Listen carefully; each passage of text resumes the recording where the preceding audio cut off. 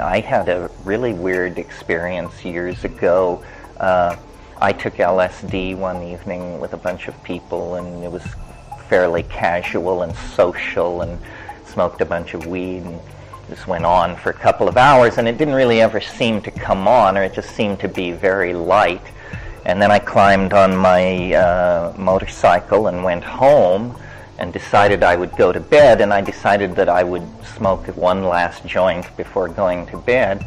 And I had one of those stand-up electrical resistance heaters that you get in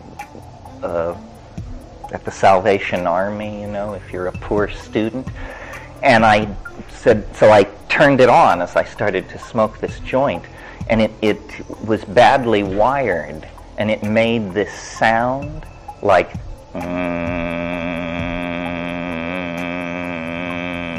and as I began to listen to this sound, I went to lizard land, and I entered into this completely coherent thing which lasted for hours about this world inhabited by these intelligent reptilian beings.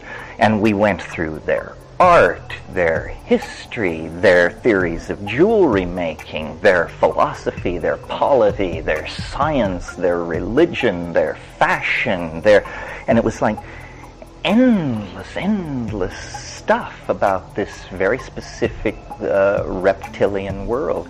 Well, then later I tried again. I took LSD with my arm around my heater and had by then been preaching it in the streets that this was and I could never really find my way back, you know, which is a typical phenomenon of higher dimensional phase space. Ralph taught me, you know, doing the reverse of what you did doesn't steer you back to where you started.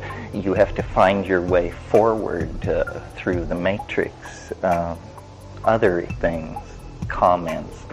This is your last crack at me. You have to get your money's worth. I did have one DMT trip way back, like maybe the second or third or fourth way back, where it was completely different. It's the only one I've ever had like that, and it was completely different. And the way I put it to myself was the big people were home, and it was an entirely different feeling. And many people, actually, I've never quite had this myself, but many people report DMT trips where they break in on an entity who is not pleased at all and demands to know how the hell you got there.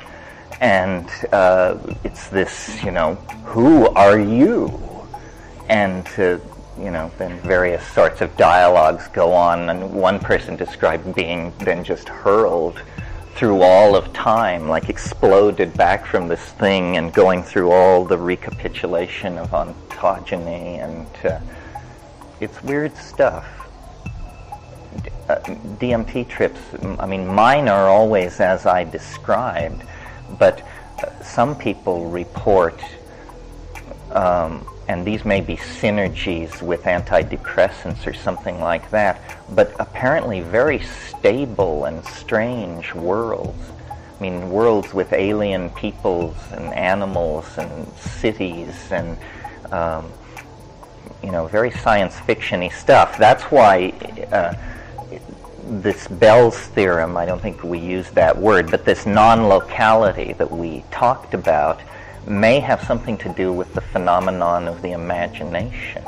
Like, it's occurred to me over the years that what we call imagination might simply be hyperdimensional perception, and you're actually seeing worlds and places that truly exist somewhere scattered through the galaxies like grains of sand, but no place you will ever contact or visit in the flesh, but that the data is somehow present. There seems to be some kind of tuning thing that needs to go on, you know, possibly with technology.